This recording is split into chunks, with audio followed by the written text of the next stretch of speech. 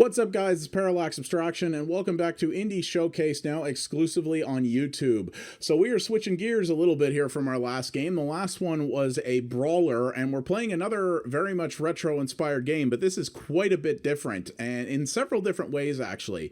So this is Bloo Kid 2, and you may be looking at the release date on this Steam page and going, why are you covering a 5-year-old game? Well, we're actually going to be covering the Switch release of this. So this was originally developed by I believe they're German company called Winterworks. That GmbH usually means they're German. But there is actually a new console release of the game that is being published by HeadUp, which is one of a publisher that I am actually become quite fond of. They've been putting out a lot of very different stuff the last little while. Not all of it super awesome, but a lot of it has been quite good and very different. They put out the Texturesys this year, which was a typing game that I actually have really been enjoying. And this is sort of a more basic old school platformer that very much in many ways reminds me of titles from the Amiga era. I've only played a couple of levels of it, so I got an idea with it very quick here. And it's really cheap. As you can see there, it's less than $5 Canadian on Steam. It's only $4 US on the Switch, so it's actually not more expensive on the consoles, even though it just came out there. So very much a budget title, and a good thing for people who want something, want some good casual fun and don't want to put out a ton of money for it. Interesting to see HeadUp publishing a title that's sort of budget oriented like this. So indeed, so like I said, I have the Switch version here that I'm checking out. I believe this is on coming to other consoles as well, or already out there. This actually dropped on the Switch on the 19th of November, which is the day before I'm recording this. So I'm going to show this to you guys here. Actually, give me one moment. I just got to pop up my little thing on my screen here so I can actually see it on my big monitor. Here we go. Now, the first thing you might be noticing here, just listen to this for a second.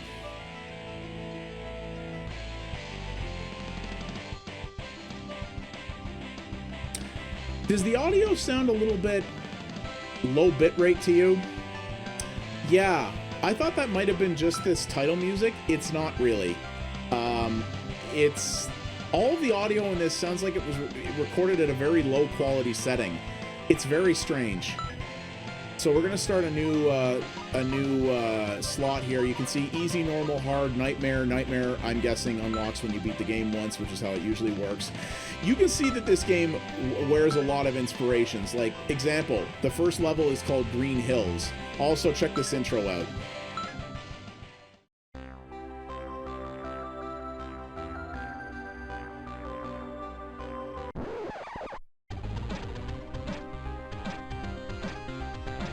Some old school gamers may be reminded of that a little bit. A little bit Ghosts and Goblins? Maybe just a little bit.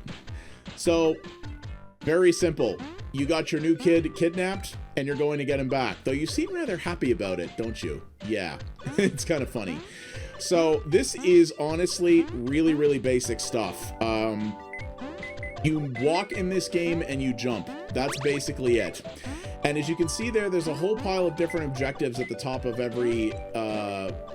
at the top of the screen on every mission. So the more of these you collect, there are actually achievements in the game, though I don't think they really do anything other than show up in the menu. But there are bonus objectives in this, which are to kill all the enemies in a level, which all the enemies in this you kill by jumping on them, at least to this point. There's collecting all the stars in the level, collecting the 3 special stars, which are the blue ones, and there's also a par timer. So you see that timer in the upper right. If that runs out, it's not a big deal. It just means you don't complete that goal. And as far as I can tell, I don't think it's possible to complete every objective in the same run. I don't think it's possible to get every star and kill every enemy and beat the short par time. But you can go back and replay previous levels, and I believe if you do that, then that can get you those. But other than bragging rights, I don't really know what you get for finishing all of those particular things here. So... you're seeing how really straightforward this is. You walk, you jump, and if you're on certain platforms, you push down and you fall through them. So you see there, the timer ran out, but as you can see, I can keep playing. When that first happened, I was like, holy crap, how short are the timers on these levels? But yeah, that's like a par timer. So a part-timer is, you got to be a bit more of an old school player from like the Doom era to know what I'm talking about. It's a speed run timer, effectively. It's a, how quickly can you just, you know, mainline, go through the level, skipping everything along the way and just get to the end as fast as possible. So you see there's also catch the balloon before it's gone. That's another end objective. So you go through here. So you see I got 4 out of 5 because I didn't beat the part-time, but I believe I can come back and do that. And then you move on to the next one. And on you go. And that little thing is showing there that sometimes when it looks like something's hidden in the terrain, you can go through it. So the way you do that here, very simple. Boop, go in there. You can get under the ground. Really, there's not that much more to show you about this in terms of how it plays. I'll play it a little more to give you a bit of a, you know, a showcase of the levels and things like that. But that's really the crux of it. This game is a very, very basic platformer. I'm not going to say it's for kids, but it is something a kid could very easily play. It's about jumping on enemies. There is a double jump in it, so it has, you know, that little extra mechanic, but it's a pretty trivial mechanic to learn. It's very simple, very casual. It could very well get harder later on. It does look like there's a pretty decent number of levels in it. We'll go back to the menu and get a full count there, but it does look like there's a fairly decent amount of levels in there. So even though this is only like a $4 US game, looks like there's probably a few hours to it, especially if you want to ace all these challenges on every level. So it's definitely not it's not anemic in terms of content. There's no doubt about that. Oops. Well, I kind of screwed myself there. So as you can see, there are checkpoints in the levels. If you hit one of those, you can resume from there and you'll have whatever you picked up at that point, but also whatever you had in terms of health. So you see I have no extra health left because that's where I was when I got here. So we're, you know, we got to you know, be a little bit careful here. But there's health right up here, and there we go, A1. And I found the third hidden star up there.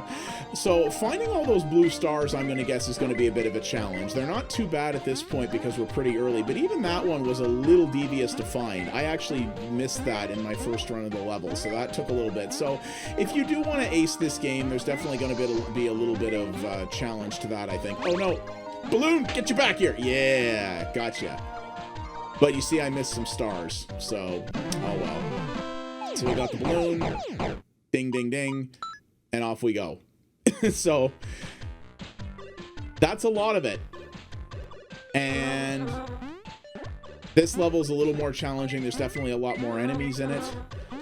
These bees all count as enemies. You can see there's over 40 enemies in this. So if you want to ace this, I really think what this game is, it's less about actually getting to the end of it, because I think you can do that with, frankly, not too much difficulty.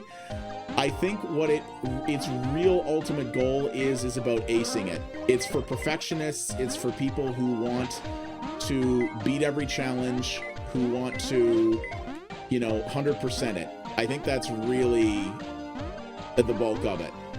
I think that's where it's designed to get its hardcore appeal. So in that way, it doesn't entirely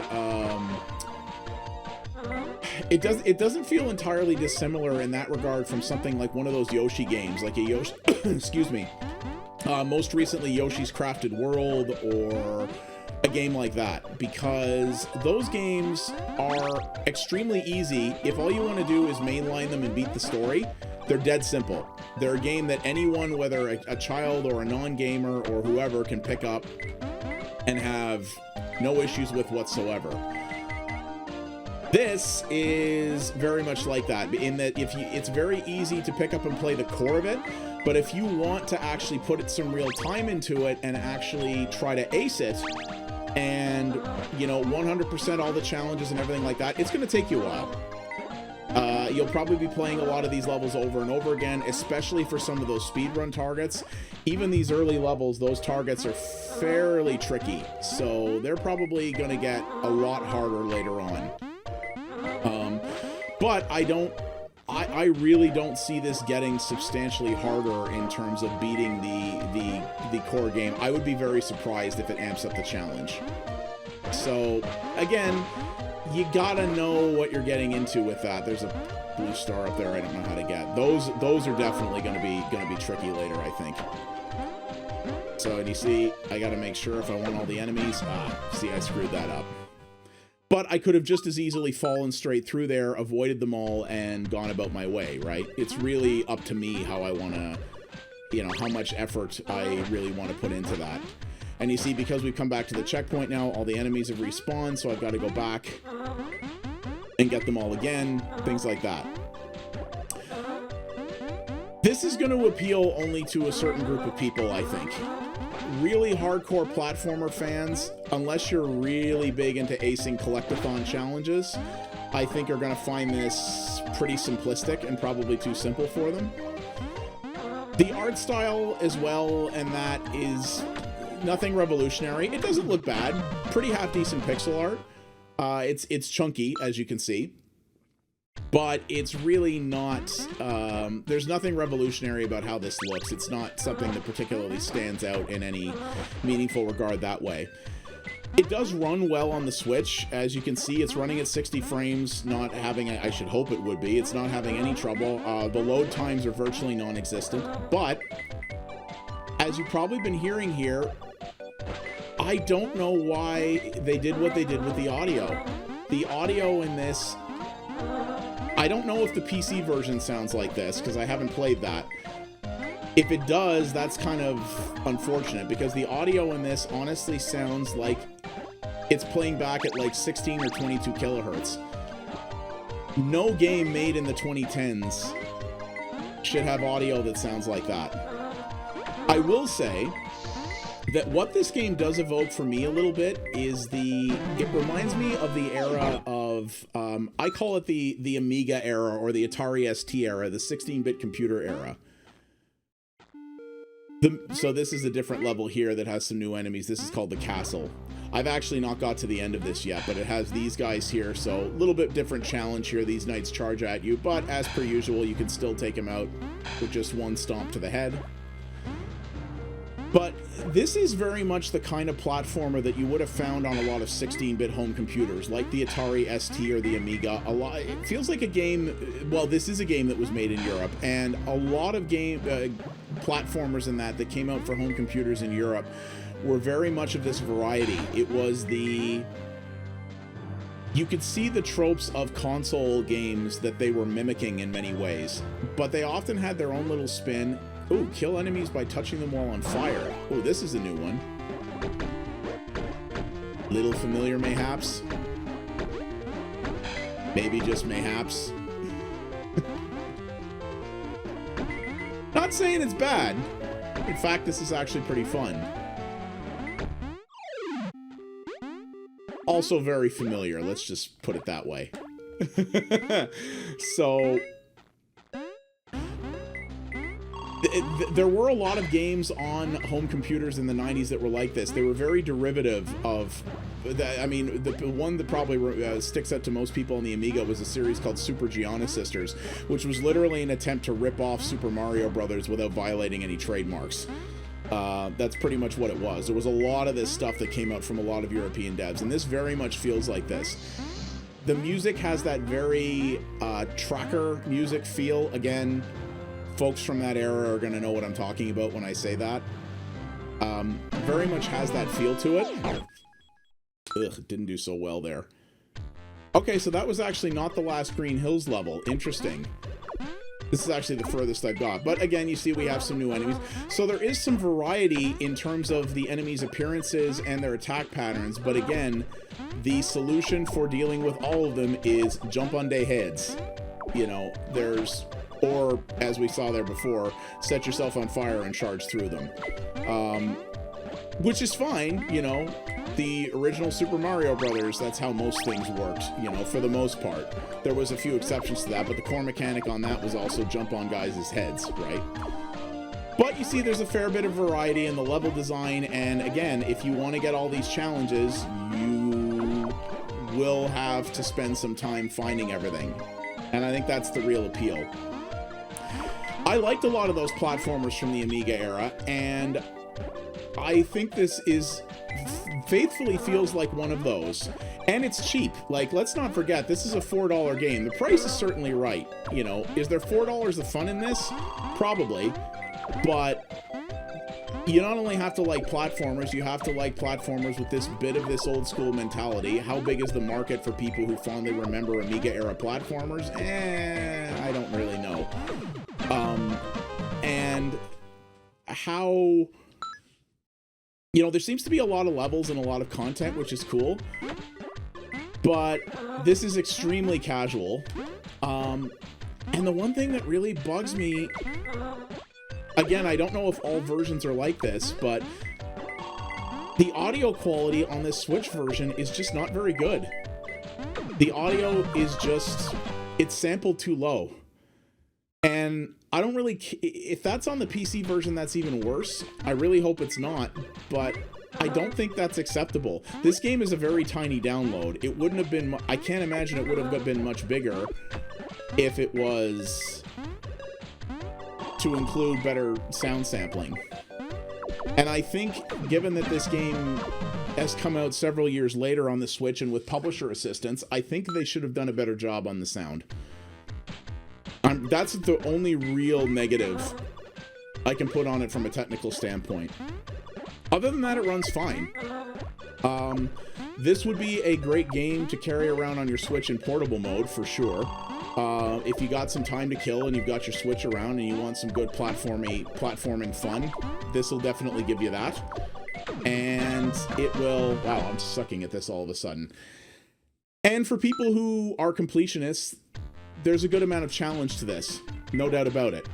But it is very, very simple. If you're looking for your next Mario Galaxy, or your next Mario Odyssey, I should say, for Switch people, you're not going to get that out of this. This is pretty simple, but I think it knows the fact that it's fairly simple, and it's fine with that. That's why it's inexpensive.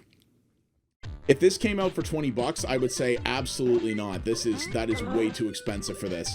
I think $5 is a pretty good price for this. It's a solid, complete platformer that doesn't have any microtransaction crap or anything like that, and it's frankly got better controls and probably more fun mechanics in it than most mobile games, at least in my humble opinion.